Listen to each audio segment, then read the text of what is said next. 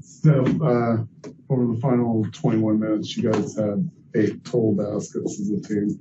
Was that a matter of the Jazz defense figuring some things out, or was it just a matter of you guys getting the looks, but the ball just not dropping for you?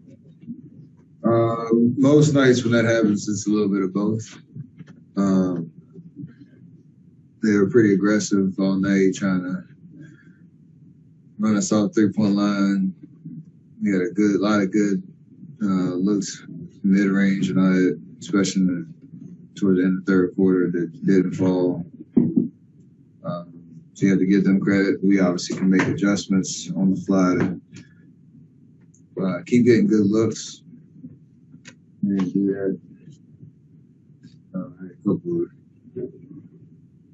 Nitpick a couple, tough turnovers where you see a lot of attention. You got to make the right pass. But there's a snowball of missed shots and then giving up threes on the other end. And especially on the road, you're not going to win many games like that. You're going to get blown out a couple times like that. So we got to fix that. How big an issue has rebounding been lately? I mean, you guys have been kind of top of the league most of the year, but not lately. Yeah, it's obviously when you're winning, you can address that and overcome that. And it's not really a talking point. And a night like tonight happens where you got Azubuike and Whiteside and even Donovan was getting there. He had double-digit rebounds. And that is an issue. The offensive rebounds, obviously, especially where that possession against OKC was kind of funny. We had like 7 offensive rebounds or something. That's what it felt like. And then tonight, across the board,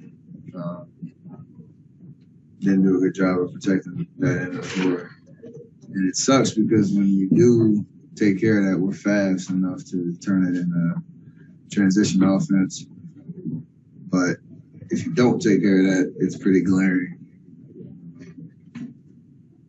that night. So I don't know what the numbers look like across the last 10, 15 games, whatever. But we have to do that collectively and help Loon out down there, figure it out. 6 blocked shots in the first half. What effect does that have on not just the game, but like on morale too? Juan said it can be a little demoralizing.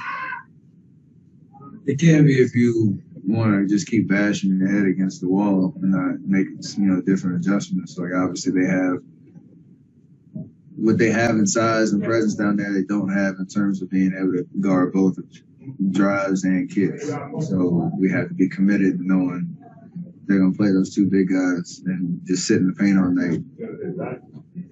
We got to do something different. So it's a good learning lesson for a night-to-night situation where, the last game against OKC didn't really have much rim protection. We could get wherever we wanted to in the paint. Tonight's the exact opposite. You got to be smart enough to make those adjustments and trust that it's going to work. And even if you don't make shots from the perimeter, if you keep creating those good looks over the course of 48, you're going to hopefully be in good shape. You still might lose, but like you said, morale will be a lot better because you're creating good shots and then I getting transition focus on the other end. How many of the issues in paint tonight can just be attributed to the size disadvantage against Utah? I think matchups are tough because, you could have perfect defense and they just are at the right place, right time, right length and can get offensive rebounds. But without having looking at the film, there could be technique stuff or effort stuff that we could figure out. And I don't necessarily know how much goes in each bucket on that front. Are you in talks with Bob in the front office at all this week? No, they usually approach our core guys in terms of if there's any type of conversation going on. So that's usually how it goes. Considering that it sounds like they haven't, I mean, you expect it to be quiet for you guys at the deadline? For the most part, yeah. That would be the expectation. Second in the West, really good record. We had some bad nights. We have some things we need to get better at. We understand that we're not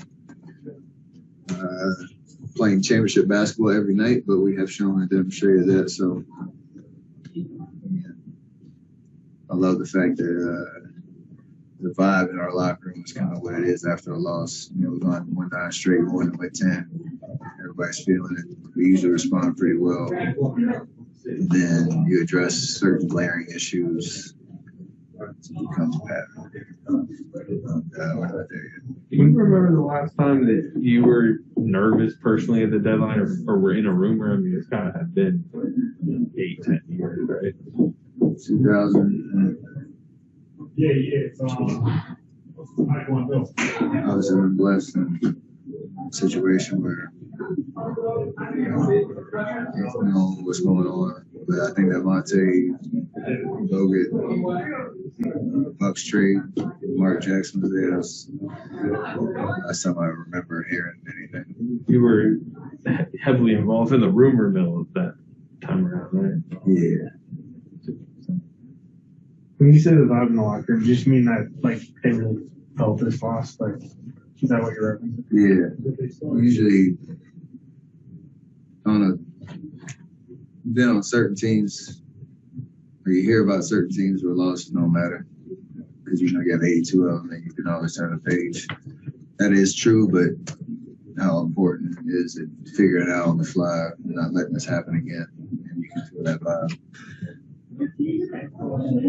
See how it goes tomorrow.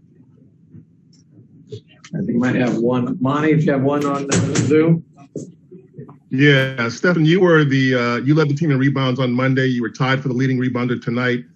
Do you need more from your big guys in the paint? Because Steve was talking about the amount of ball watching that goes on sometimes, and seem to be bothered by it. Do you need more from the other guys? We always need more from everybody. I think I'll make a joke. I stole 2 rebounds from Loon last game, and we laughed about it. So he should have had 2 more. I was in the right place, right time. But over the course of the game, we definitely need more from everybody in terms. And that's kind of Connor's question. I don't know how much of that was like technique or effort or being proactive.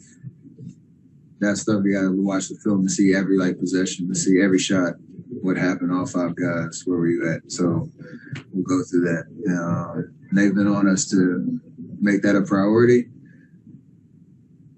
We got to figure it out. Great, thank you. Appreciate everybody. Obviously, no shooter on tomorrow.